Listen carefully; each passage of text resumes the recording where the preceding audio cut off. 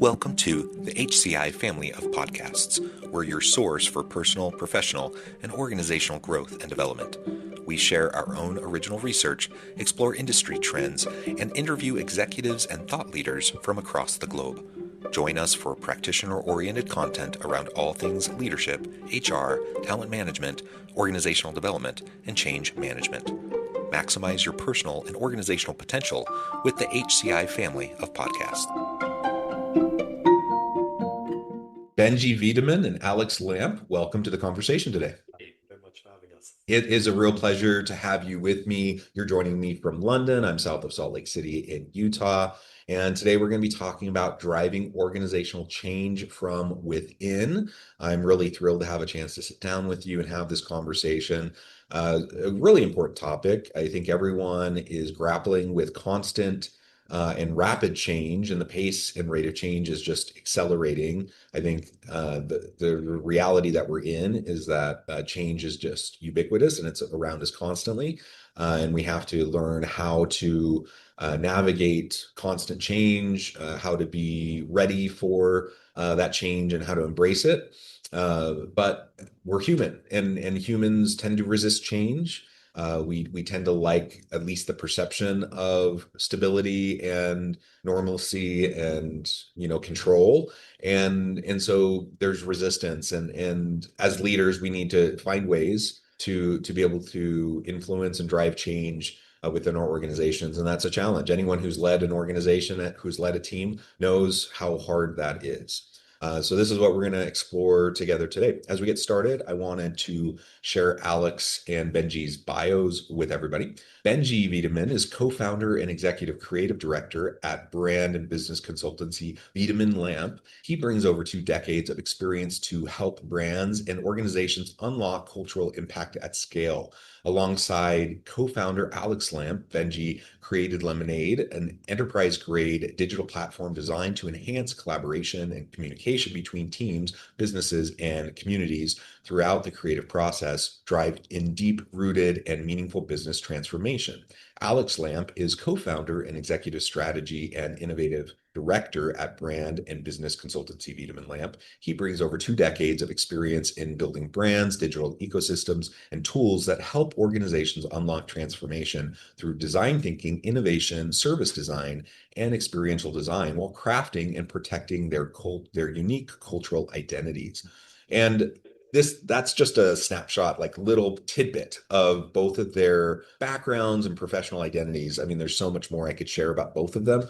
But Alex and Benji, anything else you would like to share with the audience about your own backgrounds, your consultancy, before we dive on into the conversation? I thought that was pretty comprehensive, but just one note. So if you hear me, I'm Benji, so I'm the one with the German twang.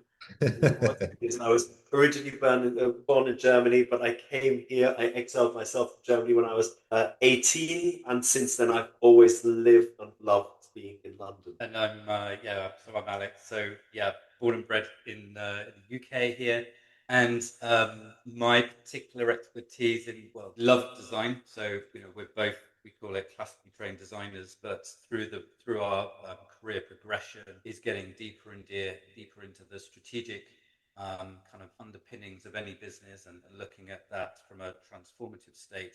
And that brings together this expertise and knowledge of strategy, technology, and design, and how all of these feed into kind of a wider business context. Yeah, I love it. And I love how, you frame kind of the purpose of your consultancy and what you do, and the combination of the design, the innovation, the experiential, the brand, all of these different components, which I think are so important in how we navigate the modern workplace, engaging with our customers, all of that. I think it all goes together, and far too often we kind of pick at the edges of like different aspects of what we need to be doing, and we need to think more systemically, right? Because everything is connected, and when we only pick at one little piece, it's kind of like whack-a-mole, right? Like, yeah, that one little piece is important, but when we only pick at one little piece, it's whack-a-mole. You kind of hit that one piece, but this other thing pops up over here, and you only end up putting band-aids on things, and you don't actually get at any root causes of anything, and you don't really move anything forward. So I love what you're doing. And that really leads me to the first question. I know everyone talks about change and everyone talks about transformation. These are buzzwords that are out there in industry. You talk about transformation a little bit differently. You frame it as brand-led transformation. Maybe talk to us a little bit about that. What do you mean by brand-led transformation? All right.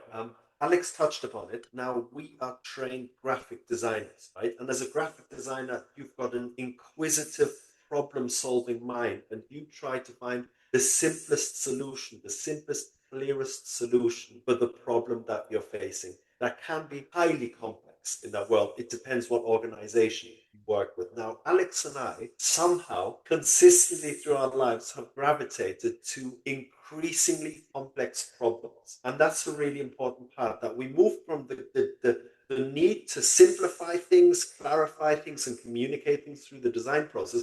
We move then deeper into organizational structure to really find out what is it we want to be saying with the delivery of the work. And that's when we found ourselves much deeper in the design, in the brand strategy aspect of things. And so once you start these conversations, you start shaping the organizational trajectory quite a lot more. And then there was a key moment in our lives. So we moved from design deeper into strategy, that we realized actually what we're now doing is using brand as a lens to inform business strategy. And what we like to say is that at the heart of good brand strategy is good business strategy, but also at the heart of good business strategy is good brand strategy. So for us, these were very clear points to create a symbiotic relation. And what is really interesting, coming actually from the design point of view, that the only strategic execution the audience sees is in the experience. And that's where we come. We are able to articulate the experience through service design blueprints, through how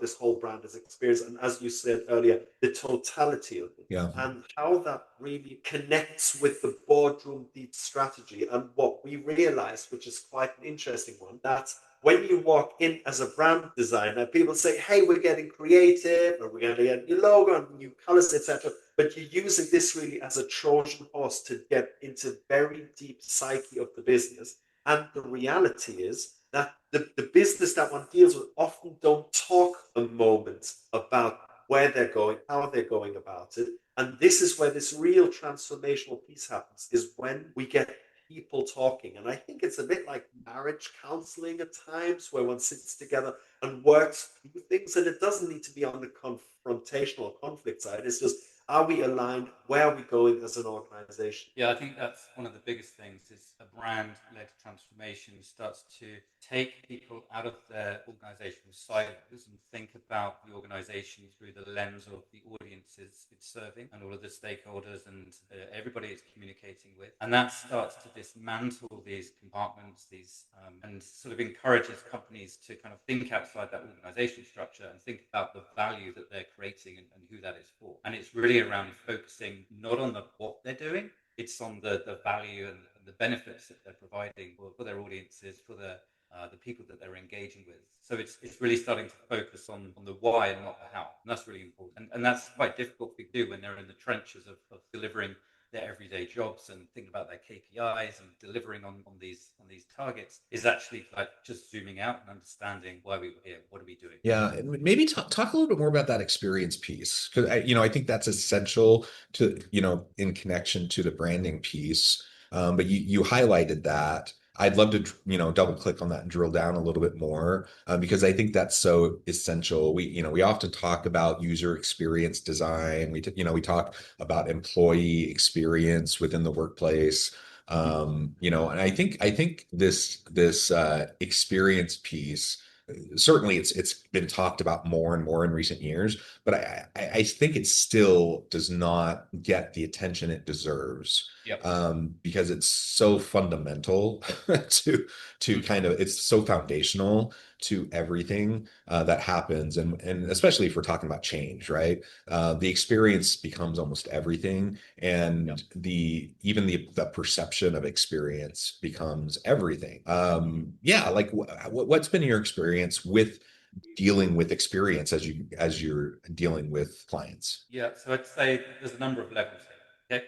First level, which is becoming increasingly important with the work that we're doing at the moment, is actually the brand architecture company. When you have a big group delivering lots of different products, lots of different kind of across different sectors, it can become this cocktail of different fragmented offers. So one of our first jobs is to really understand what is that brand architecture. How do we divide and present to the world a really cohesive portfolio and offering of what that kind of entity or what that company is doing. That's the first level of that brand experience. And we often say that brand architecture is actually user experience. Okay, so when you come to the website of a company or a corporation or a museum, the first thing you're going to need to do is understand what are those different components. And this is a direct correlation and relationship with brand architecture. So that's almost one of the first things we start with, and is increasingly asked to look at, especially when you're looking at the structure of a visual identity and how it serves those different verticals and those different sectors. So that's part one of that experience. Part two is, of course, that user experience, and we touched on there the service design of really thinking through what does that experience look like. And this applies to existing companies and brands as well as startups. So things that are being created. Really thinking about there's 5 steps of that process. How do they first become aware of you? What does that first interaction look like? What does it look like when you're actually engaged with that company? That process, we always joke that when we work with educational universities, that can be a 20-year experience, going from undergraduate to alumni. It can be a lifelong experience. How do we get people to return? How do you engage people to come back and repeat purchase, repeat visit, or whatever? What are those reasons to return? And then finally, what happens when you leave? What does that exit process look like? Is it positive or negative? What does that look like, and how can you influence it? Now, by having that holistic view of a brand and that experience, you can then start to identify those bottlenecks, the opportunities, the points of distinction from competition. And so from a strategic lens, if you're considering the final execution, the final experience, you can start to devise these points of difference or these kind of articulations of how that might work. And just to add to that, what's really interesting, so talking about the brand transformation side of things, often the brand architecture isn't a direct reflection of the business structure. Often, so when we have these conversations at the C-suite level, looking at what the brand architecture, they say, well, that's not how our business is built.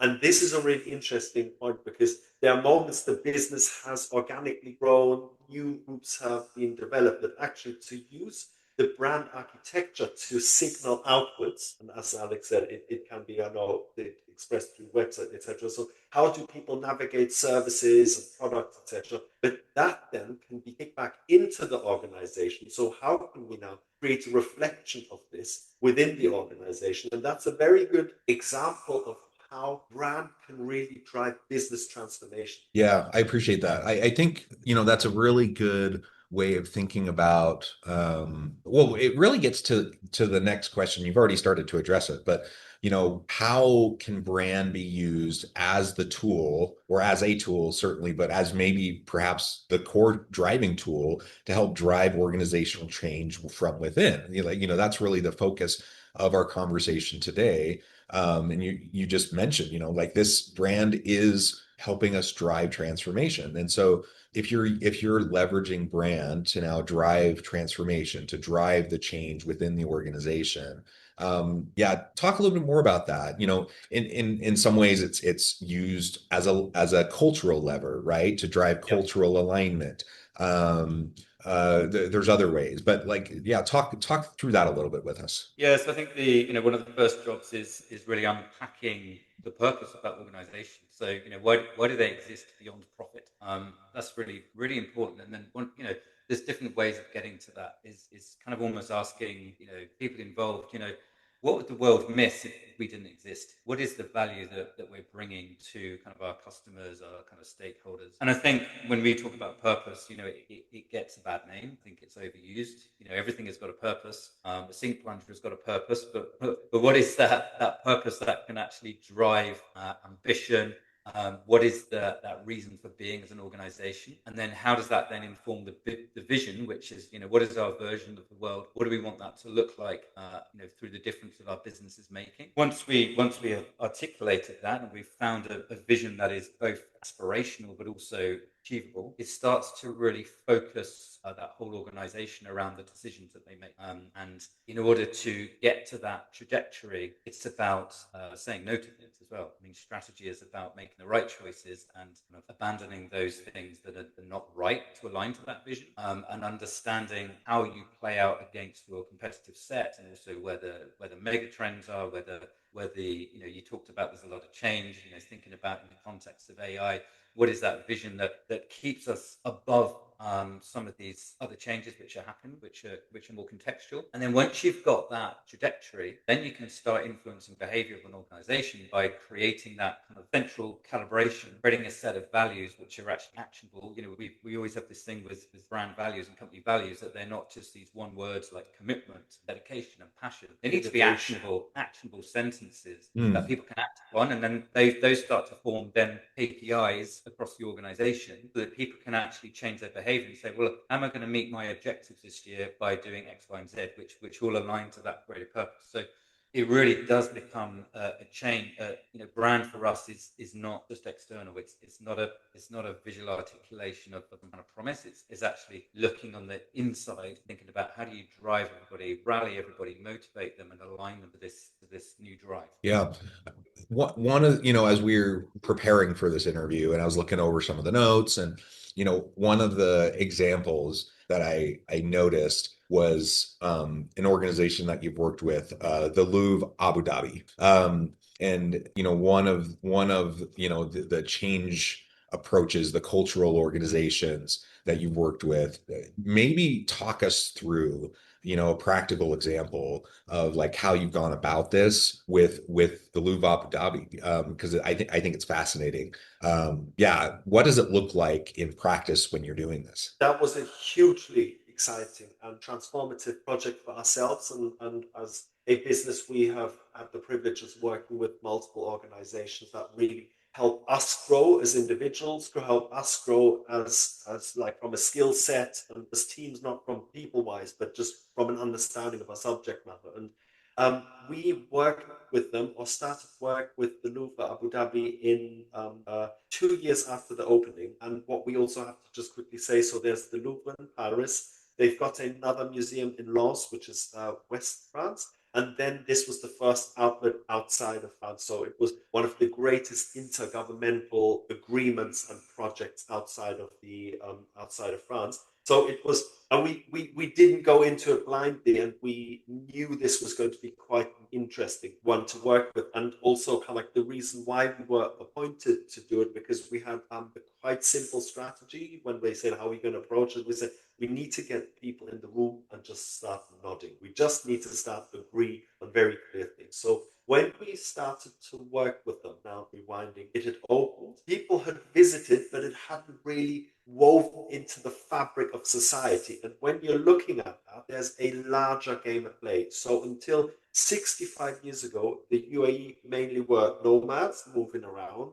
And so their whole way of learning is way more story based. So there's something called the traditional Hakawati, which is the storytelling nature. So on camels, around fires, campfires. So the language that they've developed is immensely depth. It's got such great depth to it. It's so broad, and it's way more complex and nuanced than our language. And that's a really interesting thing to note. But now in modern days, there's a note that was taken to say, actually, this is really important to have a museum going nation, that we've got object-based learning. And now that we are settled, we can introduce that now into society. So the real task of this is starting the journey of creating a museum going nation. That's a really key part to it. And then we started work with them about the alignment. And one of the key things is what Alex mentioned. It's bringing people together on the journey.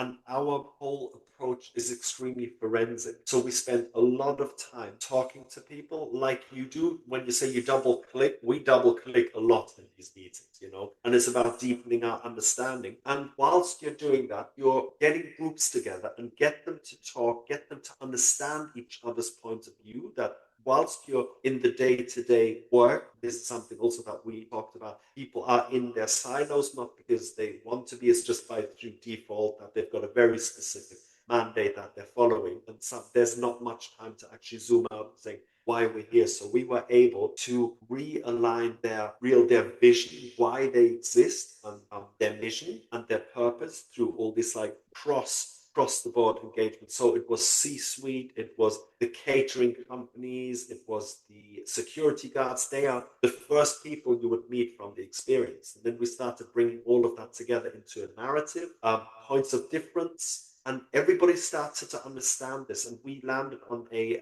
theme of like stories of cultural connections, because it's the only museum in the world that shows 3 different objects side by side from different cultures and different time, and it highlights the components they have in common. So the key thing is like, isn't this wonderful that we have more in common than pulls us apart? That's the curatorial outcome. Now everything around then starts building from that point of clarity.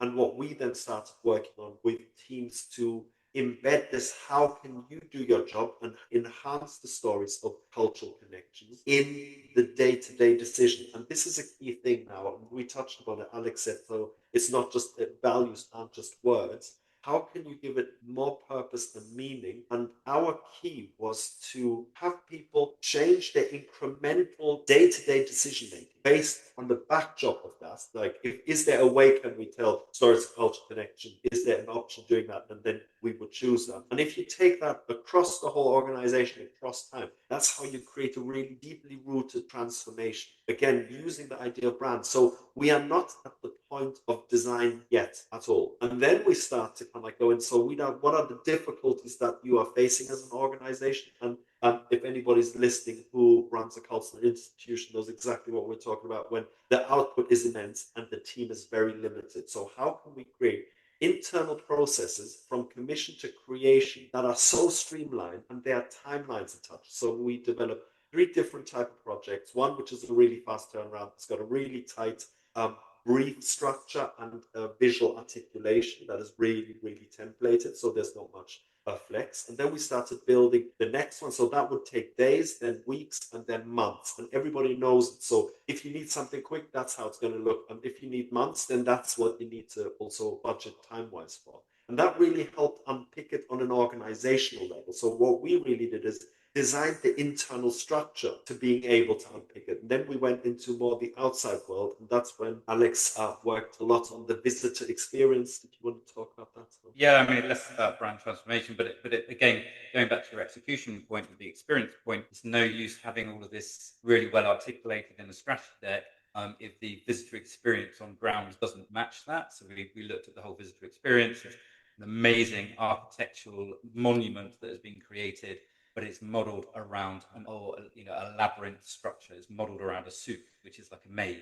And the whole premise was to get lost in art, which is a fascinating proposition, but people were literally getting lost and they couldn't leave. They couldn't find the toilets. There was no point of orientation. So we looked at the whole visitor experience as well. And just another point based on what Benji was talking about, the Louvre is a blend of different cultures working there. So you've got kind of local Emiratis, you've got expats, you've got people from all nationalities, you've got the relationship with France. And so part of the work that we did was bringing those cultures together, and we came up with this concept, the mindful museum, about treating each other with respect, creating those boundaries and creating those rules of engagement as well. So that was a big part of what we were doing as well. Yeah, as Alex said, the stakeholders were so complex. It was from the architect Jean Nouvel to the Department of Culture and Tourism, the Louvre, the French government. It's sprawled, and getting people into a room. And it's really about pattern detection. It sounds quite technical, and it needs a lot of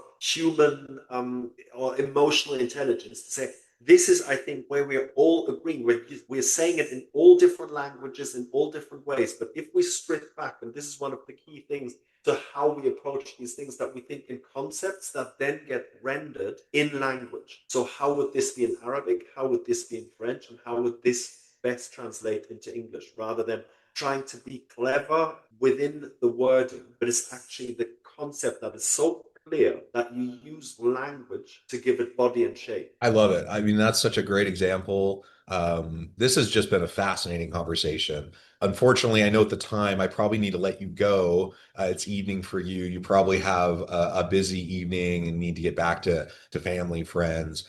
Before we wrap up for today, though, I did want to give you a chance to share with the audience how they can connect with you, find out more about your work, your team, and then give us the final word for today. Yeah, so you'll find our website at wiedemannlampe.com, and I'm hoping you've got some show notes so that we don't have to spell that out for you.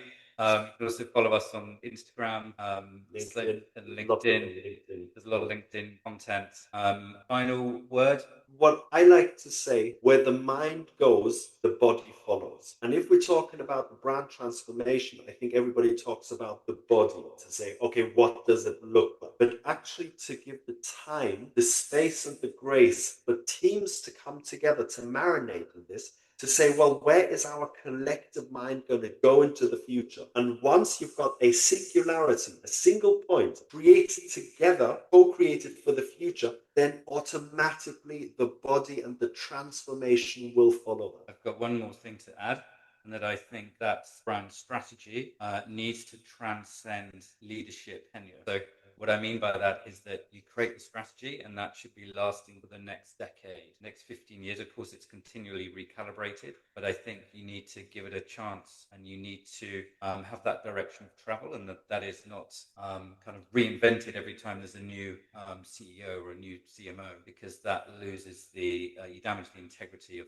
the company's trajectory. Dilutes equity and diffuses the meaning of the purpose. I love it. I love it. Good stuff. Thank you so much. It's been a pleasure. I encourage the audience to reach out, to get connected, find out more about what Alex and Benji can do for you. Check out their consultancy. And as always, I hope everyone can stay healthy and safe, that you can find meaning and purpose at work each and every day. And I hope you all have a great week.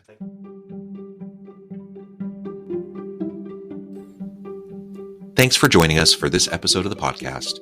We hope you stay healthy and safe, and please join us again soon.